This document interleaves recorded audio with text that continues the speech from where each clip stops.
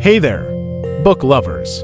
Welcome back to Wealthy Reads, your one-stop destination for all things finance.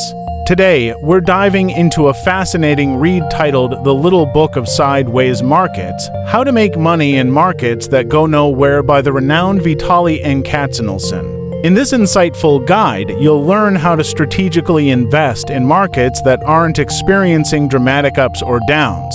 This is a valuable skill that can help you build wealth over time, even when the market's not on a roller coaster ride. Katsenelson is known for his practical, easy-to-understand approach to investing, and this book is no exception. It's packed with real-world examples and practical advice that you can implement immediately in your investment journey. Remember, not all markets are created equal, and there are opportunities for growth even in the quietest corners of the financial world. Thanks for tuning in today. If you enjoyed this review and want more financial knowledge dropped straight into your lap, be sure to hit that subscribe button and turn on notifications. Stay wealthy, stay curious.